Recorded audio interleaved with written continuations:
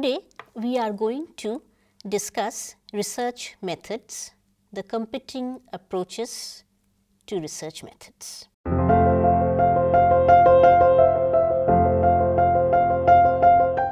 While we start with this lecture, we are going to first discuss the emergence or the coming into being of sociology as a scientific discipline. We want to do that because the methodological foundations of the discipline, how it would study society, are all tied up with its emergence. And in this, we are going to see that the Enlightenment had played a very significant role. So, we begin with the coming into being of sociology, and our focus here now for the time being would be on the Enlightenment. As we know that the Enlightenment was inspired by the scientific revolution, in particular by Newton's physics and the advance science was making in the fields such as that of medicine.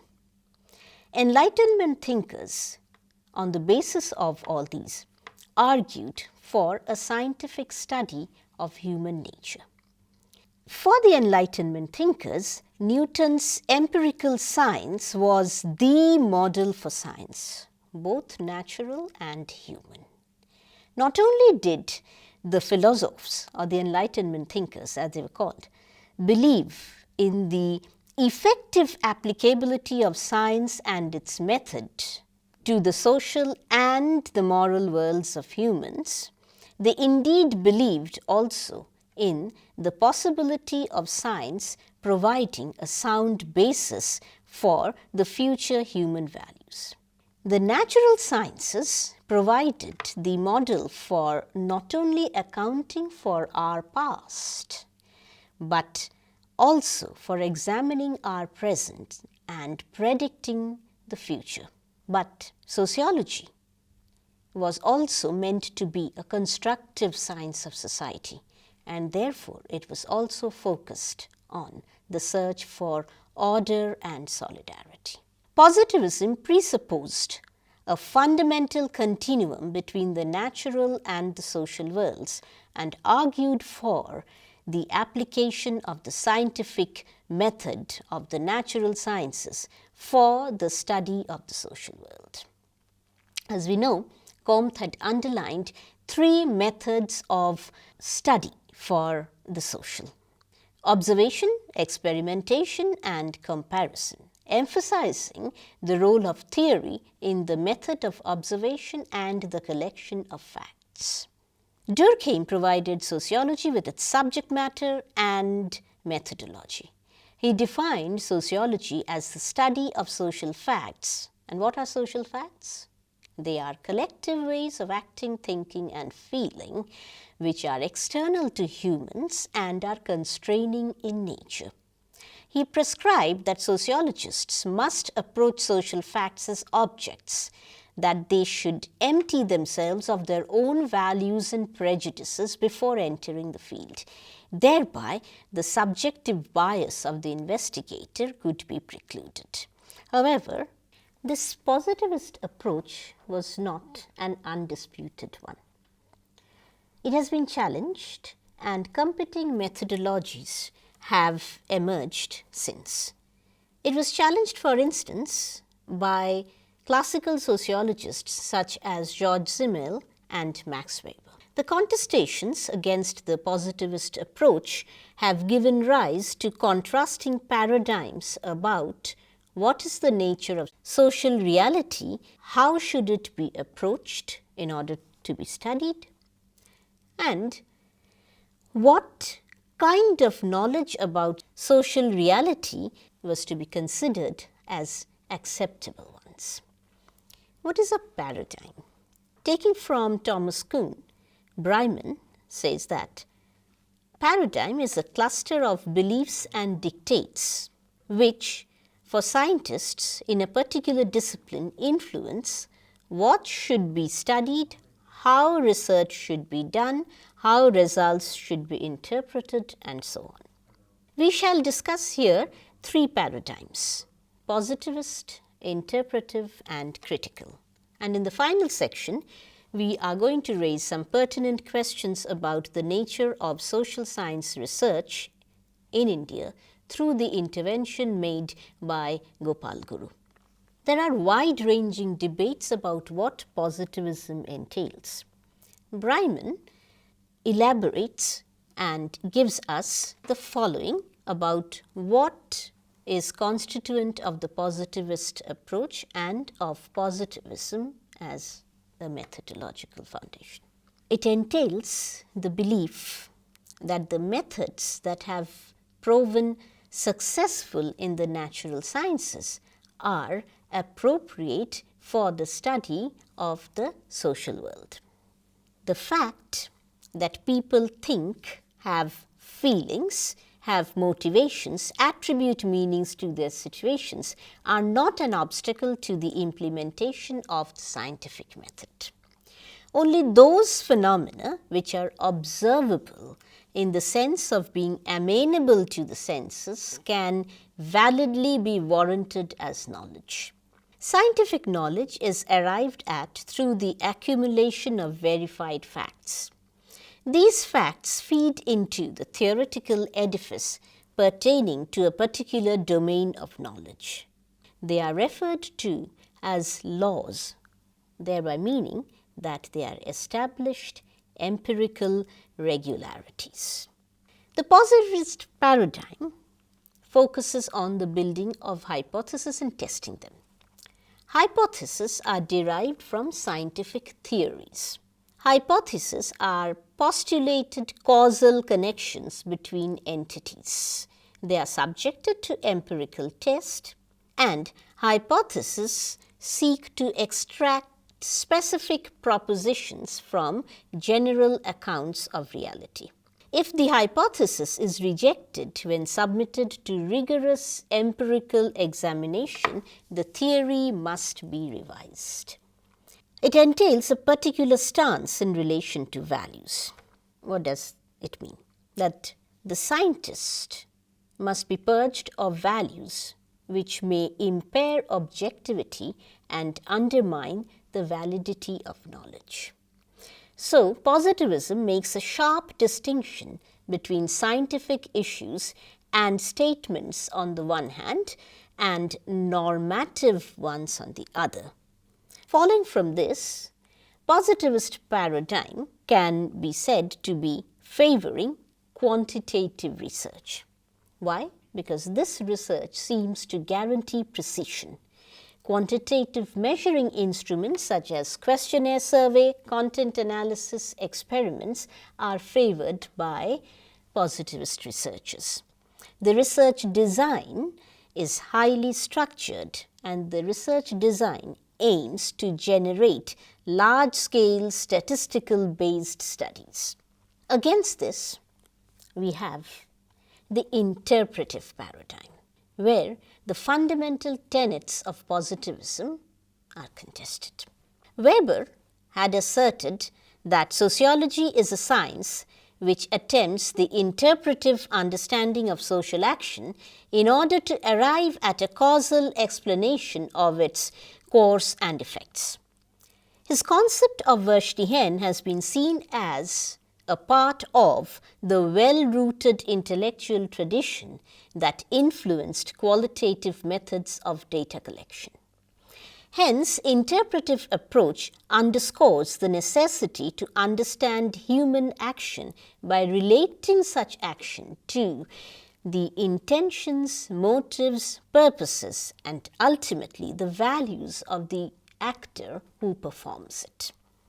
Human behavior, according to interpretive paradigm, is not determined by external structures and processes, but they are shaped by meanings that actors attribute to their social worlds.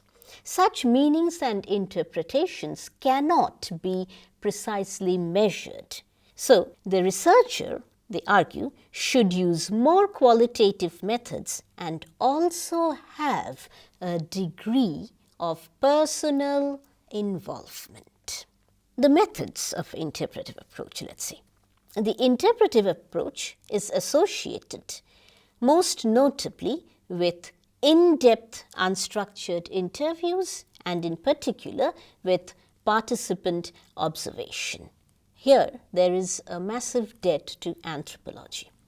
Participant observation was specifically advocated by the renowned anthropologist Malinowski, who insisted on the necessity of the researcher to immerse themselves in the community they were studying.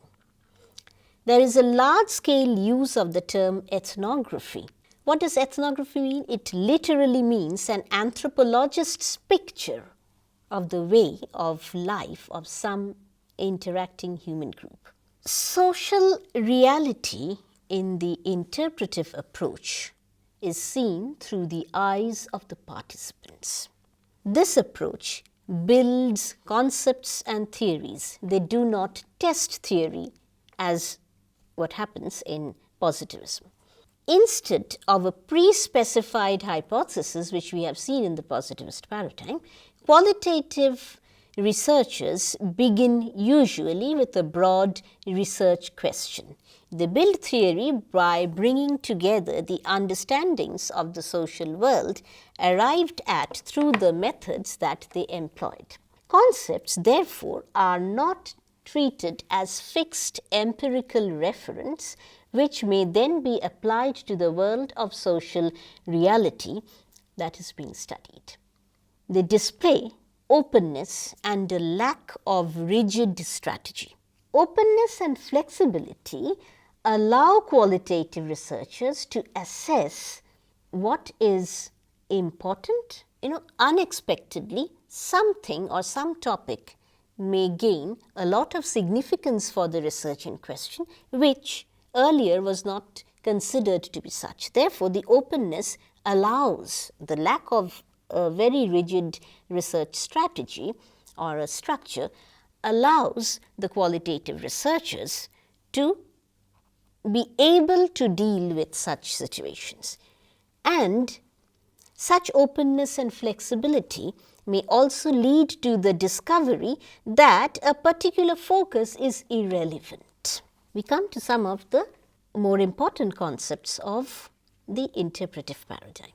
We know that, what do we know? That analytical accounts are matched by detailed description of particular research settings. Clifford Geertz provides us with the concept of thick description. What is it? It is a stratified hierarchy of meaningful structures in terms of which twitches, wings, fake wings, parodies, rehearsals of parodies are produced, perceived and interpreted, and without which they would not in fact exist, no matter what anyone did or didn't do with his eyelids. Renato Rosaldo makes a departure from such detailed descriptions when he talks about the cultural force of emotions.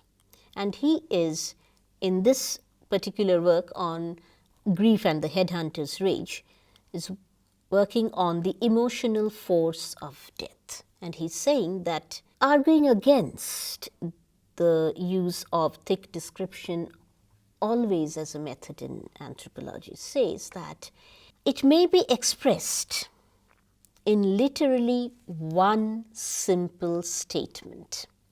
Instead of searching for meaning and human import in the forest of symbols, explicated through cultural elaboration or thick description.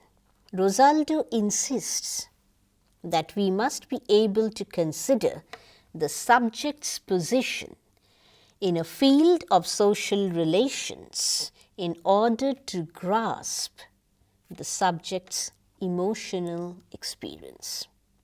In the interpretive paradigm, social reality is seen as a process. The image of social order here is that of interconnection and change. There is the emphasis on holism and contextualization. Entities are studied as wholes. Meanings the participants ascribe to their own actions and to the actions of others are placed in the context of the values, practices, and underlying structures of the appropriate entity, as well as the multiple perceptions that pervade that entity.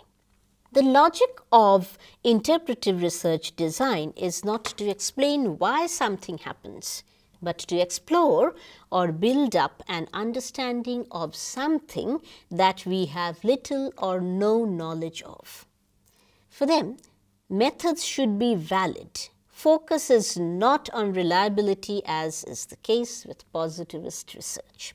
The research design will generate small-scale and intensive data using insider accounts and based on descriptions of what is seen and what is heard.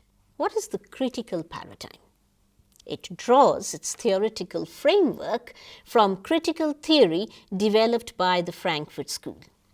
It believes that no research is actually objective in nature.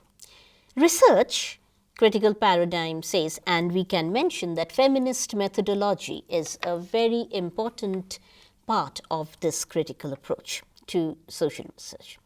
So, such research believes that merely generating knowledge often does not illuminate the structures of oppression and how they affect groups differentially.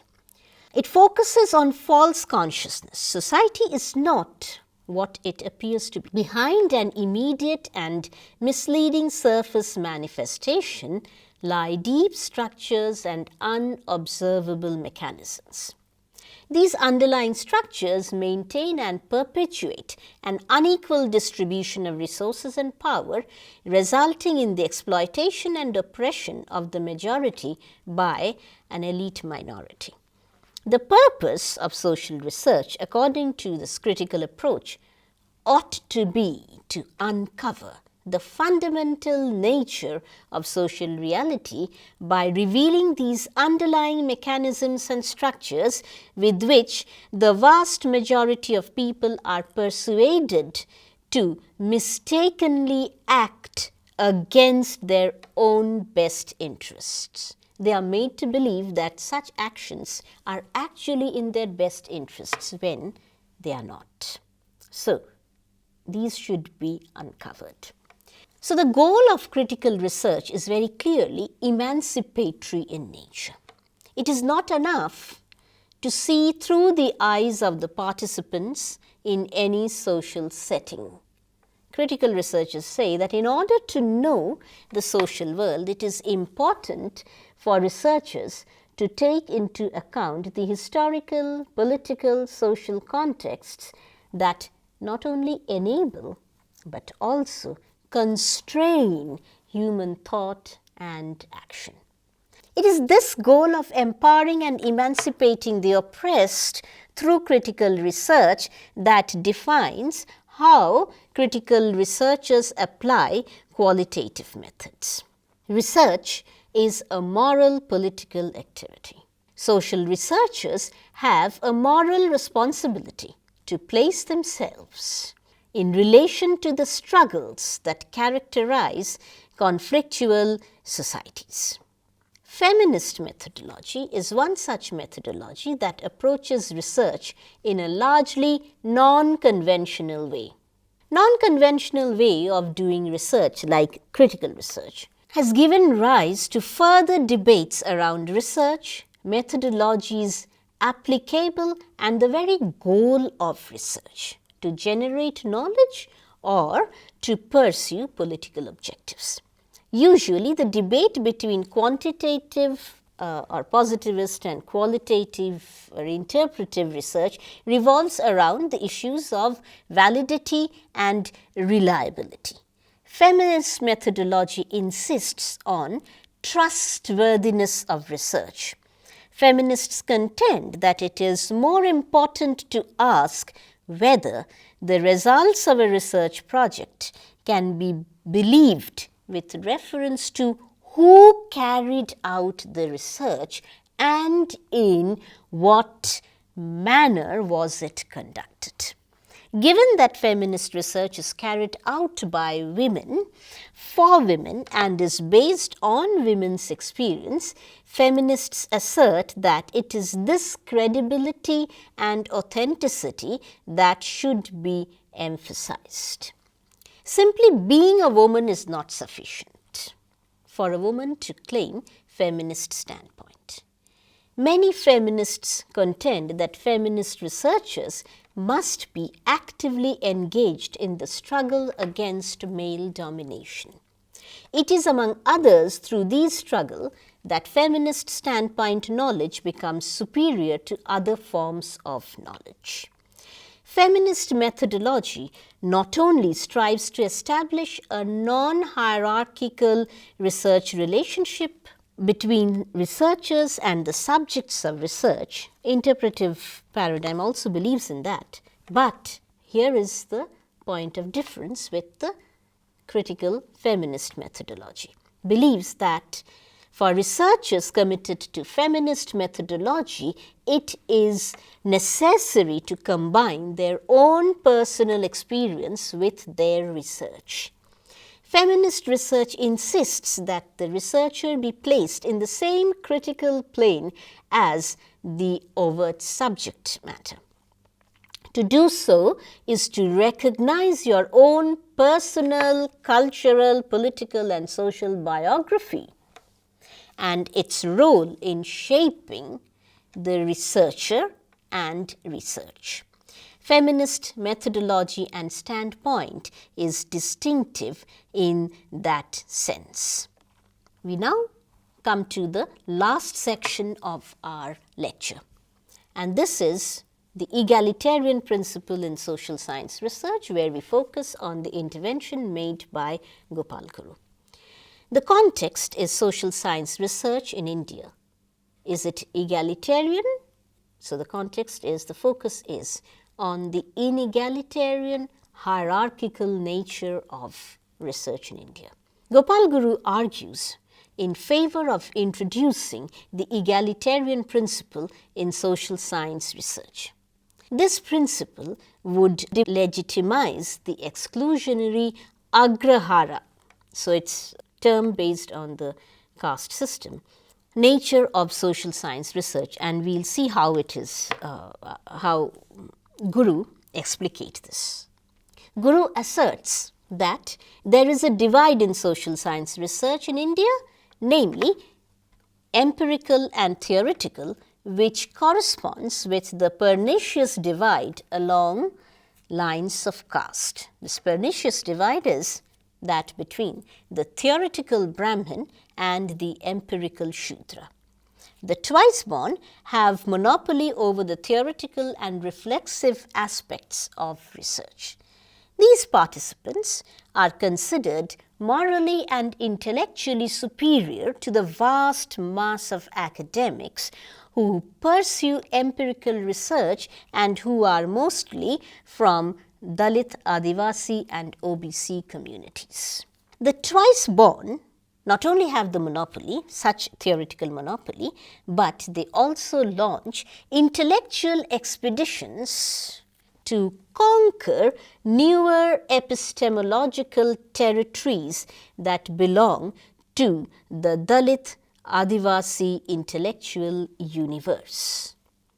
The introduction of the egalitarian principle would fully bring out the Agrahara nature of social science research, that is the caste divide within social science research.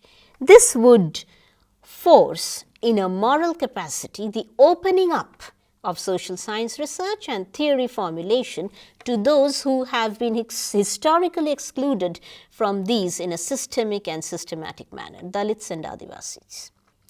Guru explains that The ability to do theory, to generate knowledge, requires the ability to think, to reflect, which are in turn inextricably linked to the labor process. This labor process is inseparable from the caste system.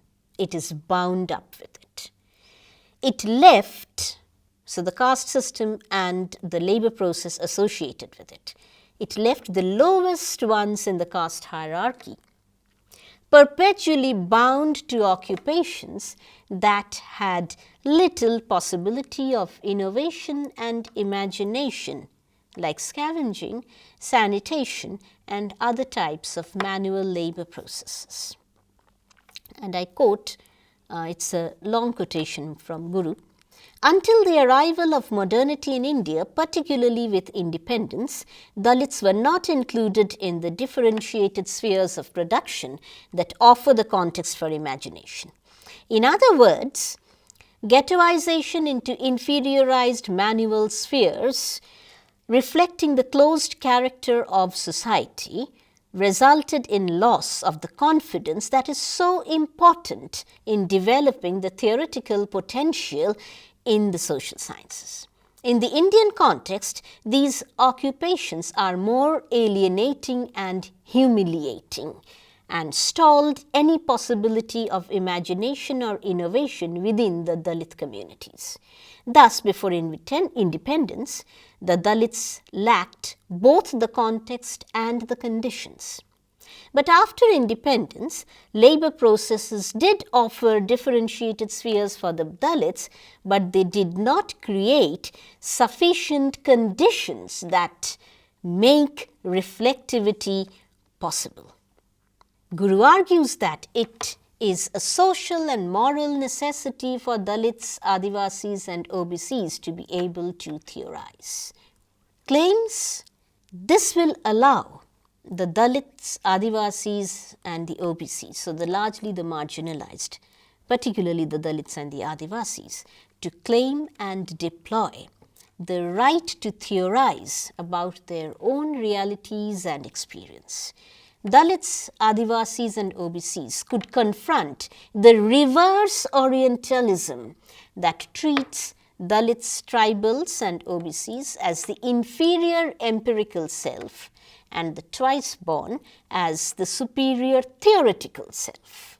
The descriptive mode, Guru says, is often deployed by the twice born in order to wrap insult and derision that is inflicted on the Dalits. Thus, description of the body language of the Dalits and the OBCs becomes an erotic need for the cultural and political satisfaction of the twice born.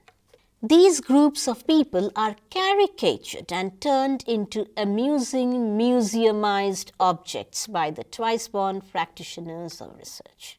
Theory is a social necessity for Dalits, Adivasis and OBCs in order to become the subject of their own thinking rather than becoming the object of somebody else's thinking. Is social science in India not reproducing the same tormenting forms of Orientalism against which social science research, Indian social science research, had fought in the first instance? In what way are the practitioners of social sciences morally superior to the Orientalists? I think these two questions continue to haunt social science research in India.